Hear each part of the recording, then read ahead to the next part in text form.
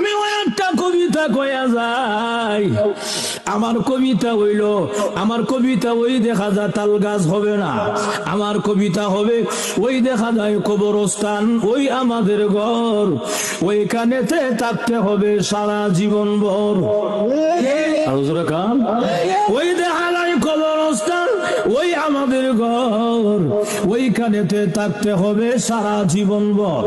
ও কবর তুই চাস কি? টাকা পয়সা নেসনি, সুদ ঘুষ কাসনি বলে না, টাকা পয়সা নেই না, সুদ ঘুষ খাই না, মুমিন বান্দা পাই না, একজন যদি পাই এমনি জান্নাতের বাগান হয়ে যায়।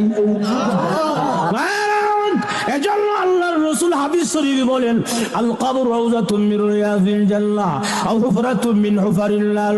কবরটা কারোর জন্য জাহান্নামের গাড়া হবে, আবার কারোর জন্য জান্নাতের বাগান হবে।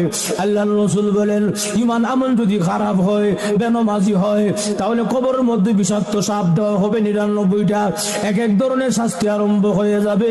আল্লাহ যদি প্রকান্তর ঈমান আমল ভালো হয়, 5 ওয়াক্তের নামাজি হয়, এই লোকটাকে কবরের মধ্যে রাখতে দেরি হবে।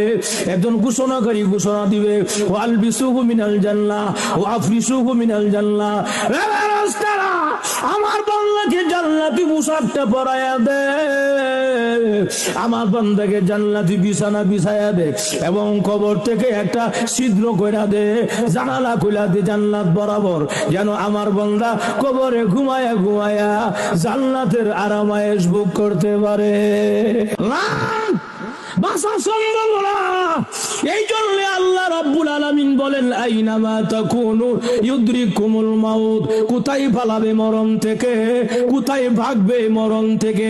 এরপর অংশে আল্লাহ নিজে ব্যাখ্যা দিয়া বলেন, ওয়ালাউ কুনতুম ফি বুরুজিম মুশাইয়াদা, যদিও তোমাকে লোহার নির্মিত দুর্গে রাখা হয়, এমন একটা রুম বানাইছে, ঘর বানাইছে, যে ঘরে লোহা দিয়া ঘর বানাইছে, যে ঘরে দরজাও নাই, জানালাও নাই, ছিদ্রও নাই, বাতাস ঢুকার কোনো ক্ষমতা নাই, এমন একটা রুমের ভিতরে আটকায়া রাখলেও সেখান থেকেও আজরাইল আনার ক্ষমতা আসেনি।